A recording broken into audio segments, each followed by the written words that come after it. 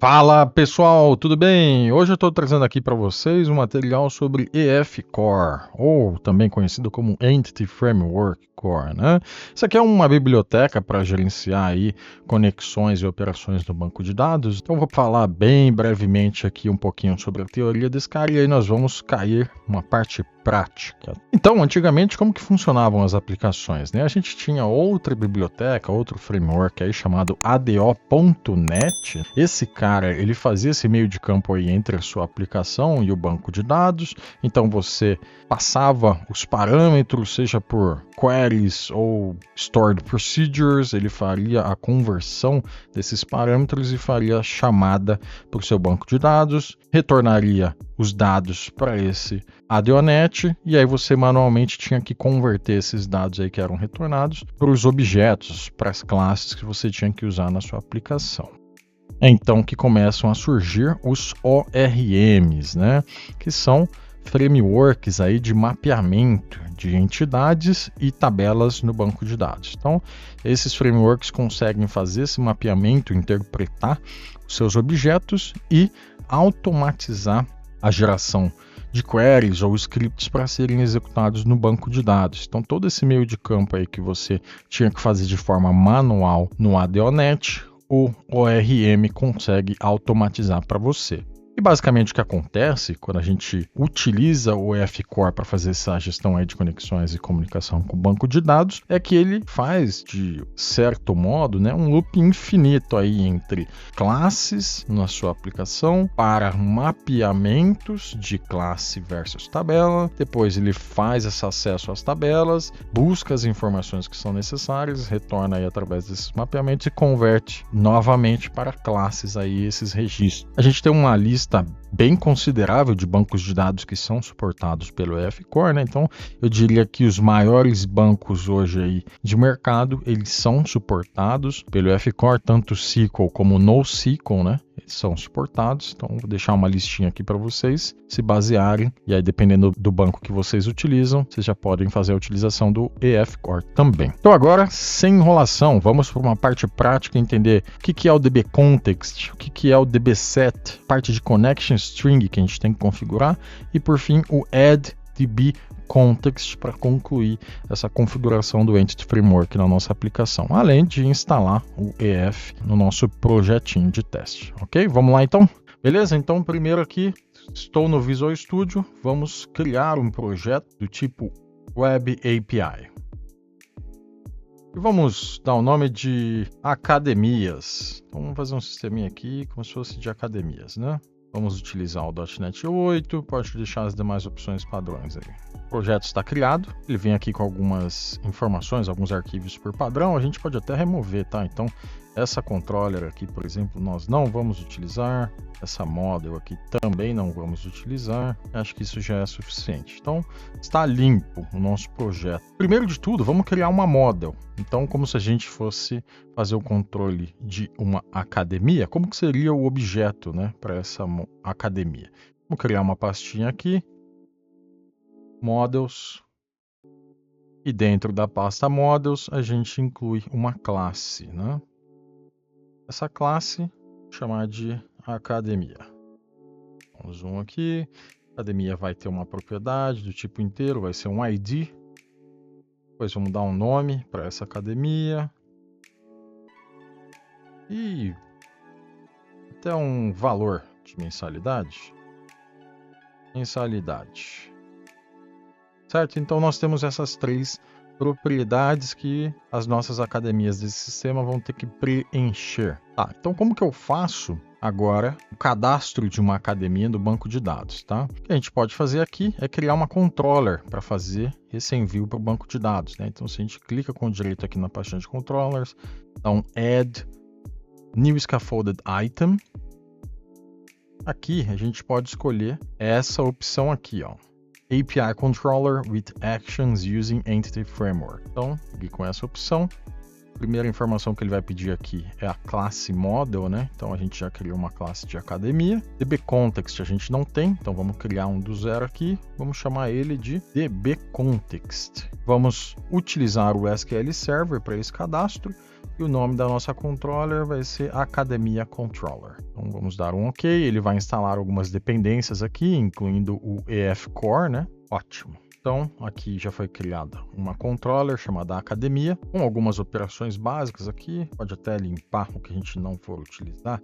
Essa de get, a gente pode trocar para iList. E as demais a gente não vai utilizar nesse exemplo, tá? Então pode apagar todas. Get Academia, put, post, delete e esse Academia exists.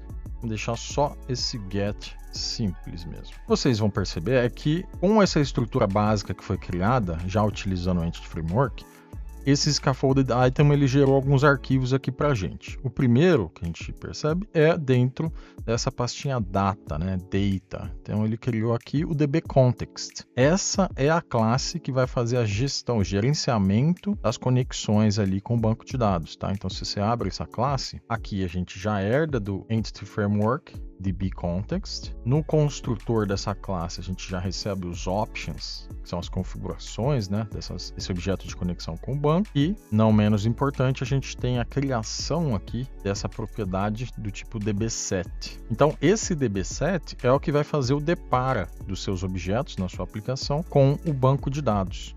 Então, quando você define uma classe aqui dentro do DBSet, o Entity Framework ele já entende que essa classe ela equivale a uma tabela no banco de dados. E no caso aqui, essa classe, se a gente não define um nome de tabela explícito, o Entity Framework ele já identifica que o nome da tabela no banco de dados vai ser exatamente igual ao nome da classe. Então, se existe uma classe aqui chamada Academia, lá no banco de dados deve ter uma tabela chamada Academia também. Próxima informação que já foi gerada aqui para gente é dentro do appsettings.json. Então aqui também foi criada essa seção aqui de connection strings e vai fazer a conexão com o banco de dados, para você passar aqui todos os detalhes da sua conexão com o banco de dados. No caso, como eu falei, nós vamos utilizar o SQL Server, né? Então a gente pode até atualizar aqui já os valores. Então, por exemplo, dentro de server, a gente pode ir lá no SQL Server, eu já abri o meu aqui, já estou conectado nele. Se não tiver, pode abrir o seu SQL e já conectar. E aí, quando você conectar, você pode pegar o nome aqui do seu servidor e colocar lá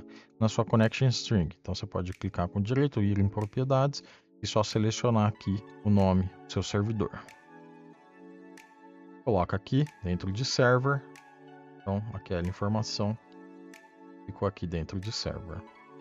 Database a gente ainda não tem, né? Então a gente não criou nenhum banco de dados para tomar conta desse sistema aqui, né? Então a gente pode dar um nome para esse banco de dados, mesmo que ele não exista ainda, porque aí a ideia é que depois o próprio Entity Framework, o EF Core, né, crie esse banco de dados para a gente. Então vamos chamar ele de Academia. Aqui, como a gente está rodando a aplicação localmente, a gente tem que definir essa chave aqui, esse valor de encrypt equals false, porque nós não vamos utilizar o SSL para fazer a comunicação aí com esse banco de dados que está rodando na nossa própria máquina, né? Então, encrypt false e nossa conexão com o banco já está configurada. Então, só recapitulando, temos que definir aqui o server. Para você pegar esse server, basta você ir no seu SQL Server, copiar o nome desse server aqui. Se for mais fácil, você pode simplesmente vir em Properties e copiar aqui dessa propriedade name. Próxima informação é definir o nome do seu banco de dados. Então, ele não existe ainda, mas você já precisa definir o nome desse banco. Pode colocar qualquer nome aqui. E, por fim, para você rodar no seu banco que está na sua máquina, né, você precisa definir aqui o encrypt false. Ok, então agora voltando aqui para a nossa solution. Primeiro a gente viu o DBContext, depois nós vimos o appsettings, e aí a última modificação que o projeto fez para a gente é aqui dentro do arquivinho program.cs. Se você abre essa classe, vocês vão perceber que foi incluída essa parte aqui, o DBContext, né? Então, o add DBContext, ele justamente está indicando para a sua aplicação que tem essa dependência, né, do Entity Framework, e assim que for carregada pela primeira vez a sua aplicação, ela já vai carregar essa referência também com as configurações de banco de dados. Vou dar uma limpada aqui nessa classe. Nós não vamos precisar mexer mais nela, né? Mas só para deixar uma visão bem resumida aí para vocês. Então, só isso, tá? Então é só essa parte aqui que é adicionada no nosso program.cs. Agora o que a gente tem que fazer é instalar o Migrations do EF Core, né? Para a gente instalar esse Migrations, bom, primeiramente explicando o que seria esse Migrations, né? Esse Migrations é um componente adicional do EF Core que automatiza a criação de tabelas. Então, para a gente instalar esse componente adicional, basta vir aqui em Package Manager Console, ele vai carregar aqui essa janelinha para você. Primeiro de tudo, vamos dar um dir, vamos confirmar que nós estamos na raiz da aplicação, ou seja, na pasta onde está o arquivo .csproj, né, esse projeto que você está rodando. Então, nesse caso aqui, eu não estou, porque eu estou numa pasta chamada Academias e dentro dessa pasta existe uma outra pasta chamada Academias. Então, eu tenho que entrar nessa segunda pasta aqui. Então, eu dou um cd acad, dei um tab aqui, ele autocompletou. Pronto, eu entrei mais um nível. Se eu dou um dir agora, aí ele já me traz mais arquivos, tá vendo? E aí aqui é onde eu tenho o arquivo csproj, e é esse arquivinho aqui do projeto que eu estou rodando, certo? Então é nesse nível que você precisa estar para instalar esse componente do Migrations. Então, para a gente instalar esse pacote, pode dar o comando aqui, .NET add package Microsoft.entity framework core.design e pode dar um enter.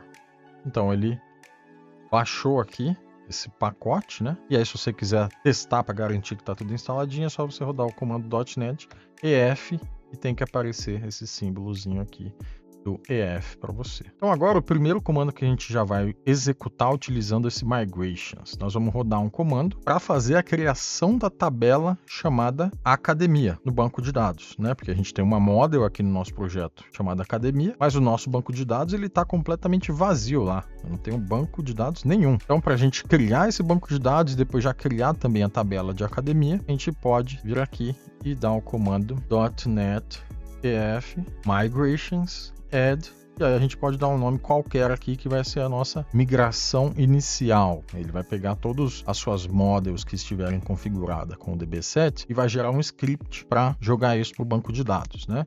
A gente pode dar o nome aqui de inicial e pode dar um enter. Ótimo. Então, ele gerou essa primeira migração, ele ainda não foi no banco de dados, mas ele já gerou uma pastinha nova aqui para a gente chamada Migrations.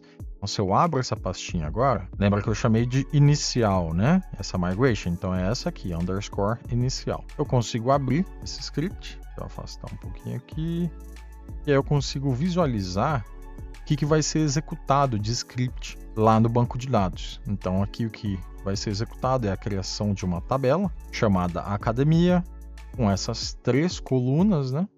E sendo uma delas uma primary key. Acho que é exatamente o que a gente precisa, né? Se a gente for comparar isso aqui com o que está lá na nossa tabela de Academia, né? Então, justamente, a gente tem uma propriedade ID, que deve ser a nossa primary key, e outras 2 propriedades. Então, é isso que esse nosso Migrations aqui está propondo. Bom, agora como que eu faço, então, para executar no banco de dados esse Migration? A gente volta aqui no nosso console e dá um .NET EF Database Update. Então, .NET EF Database Update. Vou voltar aqui para vocês visualizarem o comando. É este aqui, tá? .NET EF Database Update. Ao rodar esse comando, ele pega todas as migrations aqui que estiverem disponíveis e executa lá no banco de dados. Então, o que aconteceu aqui?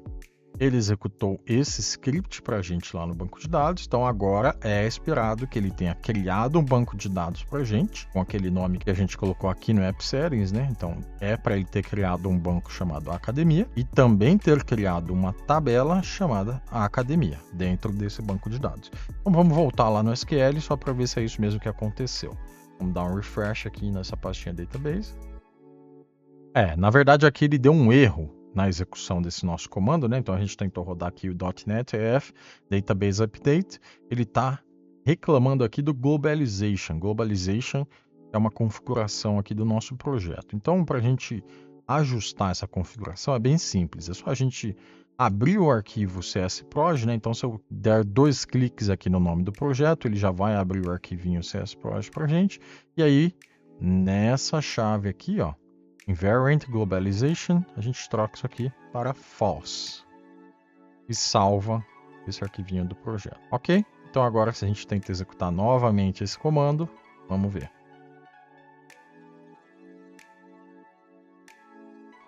Ótimo. Então, agora sim ele executou todo o script lá no banco de dados para a gente. Então agora vamos verificar lá no banco. Clicar com direito na pasta Databases e dar um refresh. É isso, ó. Então agora existe um banco de dados que foi criado ali pelo EF Core para a gente. Dentro dele, vamos ver as tabelas. Existe também uma tabela de academia que ele criou. E aí ele também cria aqui uma tabela só para manter o histórico das migrações dele e executa ali pelo EF Core, tá? Mas aí para a gente o que importa é essa nossa tabela de academia. E aí vamos ver se ele criou na estrutura correta, né? Então vamos vir aqui em Columns. E aí de fato, então ele criou as 3 colunas que a gente tem lá na nossa classe. Então, como eu expliquei, né? Vamos voltar lá no código. Na nossa classe DBContext, existe essa propriedade do tipo DBSet que ela faz o depara das nossas classes e das nossas tabelas. Então, automaticamente agora, se a gente tem uma classe aqui dentro do DB7 chamada Academia, o EF Core vai buscar por uma tabela chamada Academia lá no banco de dados, tá? Agora, se a gente voltar lá na nossa controller, já existe uma operação aqui simples do EF Core que está sendo executada. Então, vamos entender esse comando aqui. Primeiro, é acessado um campo aqui de context, né? Então, esse underscore context é do tipo DBContext. E esse DBContext, ele já chega injetado no construtor dessa controller. Então, quando eu rodar a minha aplicação e acessar essa controller, eu já tenho que mandar esse objeto carregado, né, para essa controller utilizar. E aí, esse valor que chega aqui para a gente pega e só atribui a nossa variável aqui de escopo local dessa controller, tá? Então, eu estou acessando esse objeto que vai fazer a parte de gerenciamento de conexão com o banco. Dentro dele, ele já identifica também uma propriedade. Então, lembra o DB7 que a gente configurou lá? Aí, ó, tá aqui, é uma propriedade. Então, eu consigo acessar a minha classe que faz o gerenciamento de conexões, acesso uma propriedade chamada academia dentro dela e executo um comando chamado toListAsync, né? Então, como é um método assíncrono, a gente chama o async aqui e dá um await dele, né? Ao fazer isso, eu estou acessando o banco de dados, buscando por uma tabela chamada academia e retornando todos os registros que eu encontrar nessa tabela. Então, eu estou dando um toList, ou seja, liste tudo que tiver nessa tabela. No caso aqui, ele vai listar tudo porque eu não estou passando filtro nenhum, né? Então, eu estou pedindo para ele retornar tudo. Então, vamos deixar um breakpoint aqui e vamos fazer esse teste para ver como que ele se comporta, né? Bom, então a gente rodou aqui a aplicação, ele abriu o Swagger para a gente. Vamos testar aqui esse Swagger que só tem um método que é o get da controller de academia, né? Então, vou dar um try it out e dar um execute. Ele caiu no nosso breakpoint e aí vamos executar esse breakpoint. Já passou por essa linha e vamos soltar aqui a execução. Ótimo. Então ele retornou nada, porque não existe nada na tabela, né? Mas se a gente for lá e criar alguma coisa direto no banco, por exemplo, estou aqui na tabela de academia, só dou um edit e incluo aqui o nome de uma academia, né? Smart mensalidade 99, vamos colocar aqui uma Bio Rico 399, pronto, já tenho 2 academias aí, né? Se eu executo o mesmo método agora, o get do academia, passou por lá novamente e agora ele retornou as 2 academias que a gente cadastrou direto lá no banco de dados. Vou até tirar aqui esse breakpoint, né? Essa é a utilização mais básica do Entity Framework, né? Então a gente tem um contexto que já está configurado para acessar o banco de dados, a gente já tem um DB7 ali fazendo o depara de uma classe com uma tabela no banco e eu já estou acessando essa tabela fazendo uma chamada do tipo toList. Então, só para eu listar tudo e devolver. Mas e trazendo para uma outra situação, por exemplo, onde eu tenho dentro de uma academia, eu tenho os clientes dessa academia, né? E aí eu começo a aumentar um pouco a complexidade dos dados que eu tenho que retornar do meu banco de dados. Então, se a gente vai lá na nossa moda de academia e inclui uma propriedade nova, do tipo myList de cliente, né? E aí eu chamo essa propriedade de clientes. Essa classe cliente não existe, então vamos criar essa classe. Então eu deixei aqui meu cursor em cima do meu erro, pressionei Ctrl ponto, aí ele já me traz algumas opções aqui. Se eu vou em Generate Type Client, ele me dá outras opções.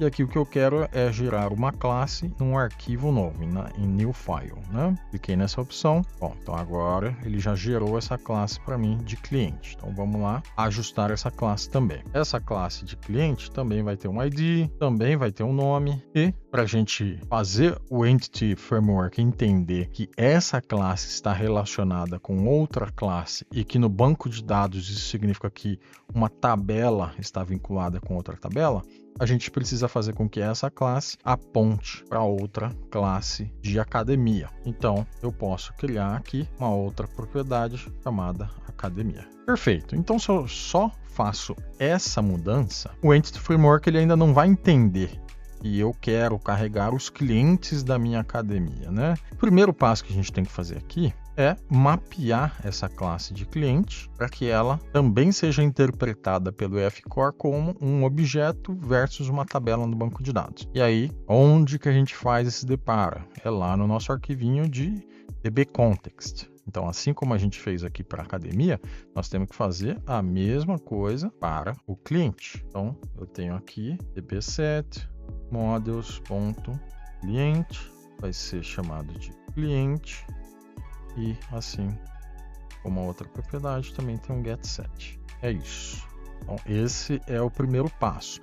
O segundo passo é a gente também fazer a criação dessa tabela lá no banco de dados, porque ela ainda não existe. Eu só criei um objeto aqui na minha aplicação, mas lá no banco ainda não existe uma tabela. Então, novamente, como a gente fez para a academia, a gente faz agora. A gente dá um .NET, EF, Migrations, Add, e a gente dá um nome qualquer. Aqui eu vou dar o nome de adicionando o cliente e executa esse Migrations. Ótimo. Então aqui ele rodou com sucesso e dentro da nossa pastinha aqui de Migrations a gente vê que ele já gerou aqui um arquivinho novo. Vamos analisar esse arquivinho.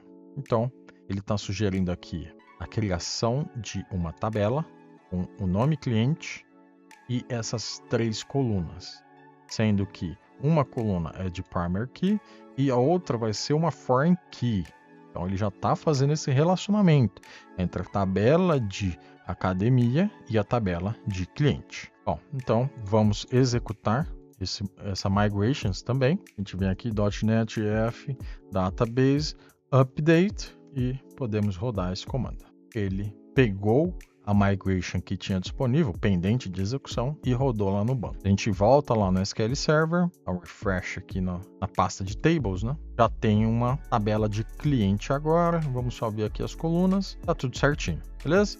Então, se a gente vem aqui e cria alguns clientes, então vamos dar um edit, vamos criar aqui teste 1, esse aqui vai ser da academia 1, teste 2, da academia 1 de novo, teste 3, esse vai ser da academia 2 e teste 4 vai ser da academia 2 também. Então, agora temos 4 clientes, 2 em cada academia. Se eu volto na minha aplicação e rodo essa aplicação, vou fazer um teste aqui. Eu vou tentar fazer a mesma coisa, rodar um get aqui na minha controller de academia, ele vai usar o Entity Framework para bater no banco de dados. Dou um try it out e dou um execute.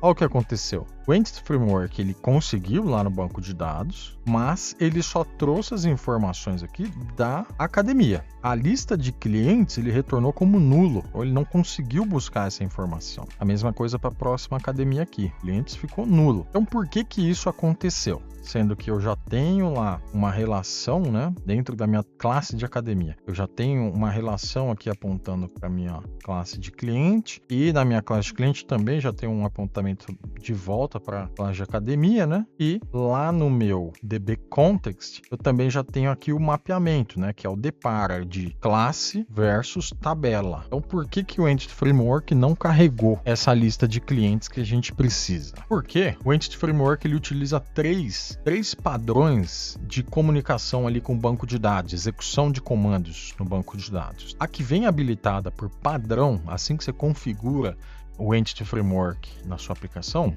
é o que a gente chama de lazy loading. Lazy significa preguiçoso, né? Então, essa opção que vem habilitada por padrão, ela só vai te retornar o que você estiver pedindo. Então, o que a gente pediu aqui? Se a gente voltar na nossa controller, vocês vão ver aqui que a gente está pedindo esse objeto. Então, dentro da minha classe de contexto, dentro deste objeto, me retorne tudo. Então, ele vai entender que eu só quero retornar as informações dessa tabela em específico. E é o que ele fez, né? Então, se a gente volta lá no nosso Swagger, ele só retornou as informações da tabela de academia. Tá, mas então como que eu faço para retornar as demais informações que eu quero incluir, né? Então, para a gente incluir outras informações complementares na nossa consulta, a gente usa um outro padrão de execução de comando no banco de dados. E aí, no caso, vamos fazer um teste aqui usando o eager loading, né? Então, o primeiro que a gente utilizou aqui foi o lazy loading, preguiçoso. Então ele só vai retornar o que você pedir exatamente. Mas a gente tem outras formas também de fazer essa consulta no banco de dados. Então ao invés de usar o lazy, vamos usar o eager loading agora. Então vamos usar o eager loading, que é o ansioso. No caso aqui desse eager loading, ele vai retornar outros objetos que você colocar na mesma solicitação. Então a gente poderia executar aqui um return context academia e ao invés de chamar o utilize, a gente dá um include aqui. O include, passo aqui na minha função que eu quero incluir os clientes. E aí sim eu chamo o toList async. Então vocês percebem que é bem parecido com o comando de cima, só que no meio dele eu chamei o método include. E aí eu incluí uma propriedade dessa classe. Entendeu? A propriedade clientes foi adicionada na consulta agora. Então a gente cai na situação do eager loading. Vamos comentar aqui o de cima só para a gente conseguir pegar nessa linha de código, executar a aplicação. E aí vamos fazer a mesma chamada. Execute. Opa, caímos numa situação de erro aqui. Então isso aqui é importante entender o que está acontecendo, né? Lembra que a gente fez uma referência entre a classe de academia e a classe de clientes? O que acontece é que o Entity Framework, no retorno da informação dele, ele tentou consultar a academia como se fosse uma informação de retorno dele do banco de dados também. Isso gerou uma consulta cíclica, né? Um loop infinito, onde ele foi na tabela de academia, depois ele juntou esse resultado com a tabela de cliente e quando ele chegou na de cliente, ele tentou voltar na tabela de academia, porque ele viu que tem uma referência para academia aqui nessa classe de cliente. Então, como que a gente faz para evitar essa referência cíclica aí que é infinita? Né? A gente desconsidera o retorno dessa propriedade do banco de dados. A gente só coloca duas informações aqui. A primeira é not mapped, ou seja, desconsidere essa propriedade quando você for fazer consultas no banco de dados para essa classe aqui, né? E a gente também não retorna, não converte o retorno JSON que vier desse objeto. Então, a gente pode vir aqui em JSON e ignore. É isso. Então, vamos recarregar aqui a aplicação e fazer uma nova chamada. Ó, agora já mudou o resultado. Ele retornou as duas academias que a gente tinha cadastrado, né? Então, SmartFinge e BioRico, e também já carregou para a gente os clientes que estão abaixo de cada academia. Então, na primeira ele retornou o cliente 1 e 2, e na segunda ele trouxe o 3 e o 4, certo? Então, dessa forma a gente consegue implementar o eager loading. E aí, por fim, a gente tem um terceiro tipo, que é chamado de explicit loading. Então, a chamada explícita, o carregamento explícito, né? Então, como que ficaria o explícito, né? Aí ele já fica mais manual ainda, né? Então, assim, o lazy, ele só vai retornar o que você pedir. No eager, você vai retornar, você vai incluir na sua chamada os demais objetos que você quer retornar. E o explicit é a última situação, onde ele só vai fazer exatamente o que você pedir e no momento que você pedir. Então, como que funcionaria, né? Então, vamos colocar aqui explicit loading, e aí esse cara aqui a gente pode separar e quebrar em etapas essa consulta. Então, por exemplo, primeiro a gente pode fazer aqui um objeto de academias que vai ser, vai chamar o contexto, academia, e vai dar um toList async. Né? Só que aí como que eu faço então para adicionar as demais informações que eu quero agregar nessa consulta aí com o banco? Vamos considerar uma situação, por exemplo, onde você só queira carregar os clientes de uma determinada academia e das demais academias você não vai precisar carregar essa informação por N motivos, então você vai deixar vazio o objeto, né? Então só metade. Então nesse exemplo aqui a gente tem duas academias, uma ficaria carregada e a outra não. Com o explicit a gente já consegue fazer esse tratamento. A gente pode, por exemplo, chegar aqui, dar um for each dentro da nossa lista de academias, né? Vamos chamar aqui de academia. E aí, vamos colocar uma situação bem simples, né? Então, if academia.nome é igual smart hinge, eu chamo de forma explícita um outro objeto que eu quero carregar. Então, eu chamo o método entry, passo a minha academia e peço para ele carregar dentro dessa entry, né, dessa academia, uma collection passando a function aqui da propriedade que eu quero carregar. Então, no caso aqui, eu quero carregar a propriedade de clientes, né? E dou para finalizar aqui, um load para carregar de forma explícita. Então, o que aconteceu aqui a dinâmica, né?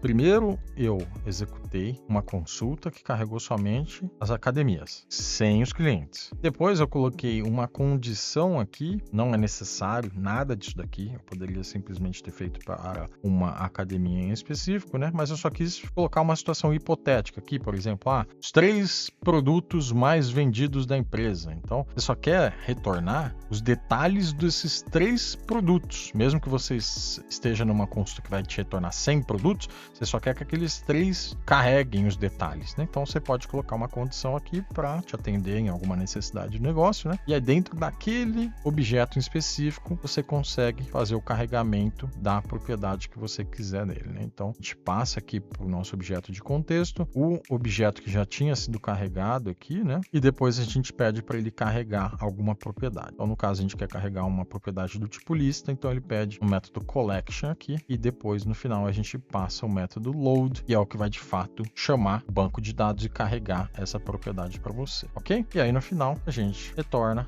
as academias, né, que a gente consultou aqui em cima. Então se a gente roda e dá um rebuild, vamos rodar a aplicação, fazer a mesma chamada, try it out, rodei, e aí vocês já notam a diferença agora, né? Atendeu a nossa condição aqui que somente um objeto com esse nome, né, uma academia com esse nome, é que ele faria o carregamento explícito dessa propriedade. É o que aconteceu. Então ele atendeu a condição aqui, ele encontrou uma academia com esse nome, e aí nessa que ele encontrou, ele foi e carregou o objeto de clientes, que é a propriedade de clientes. A outra, a academia, ele já não carregou, ok? Então dessa forma a gente consegue comparar, né, o comportamento das 3 formas de você executar comandos no banco de dados, né? Então a gente tem o lazy loading, o eager e o explicit. E aí você tem que colocar na balança isso no dia a dia, no código que você estiver implementando, né? Levando em consideração principalmente a questão de performance, né? Então, quanto mais automático você deixa essa parte de consultas no banco de dados, menos performático provavelmente sua aplicação vai ser. Então, se você coloca o eager para tudo que você for fazer na sua aplicação, você percebe que ele sempre vai carregar um objeto e já um outro junto. Então, nem sempre isso vai ser muito interessante para você do ponto de vista de performance. Então, muitas vezes, você acaba usando várias estratégias ao longo da sua aplicação, tá? Então, em uma determinada situação, você pode usar o lazy, em outra, você já quer economizar algum tempo ali para obter algum valor no banco, aí você já retorna ele com o eager, que já vem mais de um objeto carregado ao mesmo tempo, e o explicit, quando você quer ter na mão mesmo ali, o momento exato que você vai carregar os seus objetos, tá? Então, os 3 são bem importantes para você entender e conseguir aplicar no seu dia a dia. É isso, então espero que vocês tenham gostado. Qualquer dúvida pode deixar aqui no chat e até mais. Obrigado, pessoal!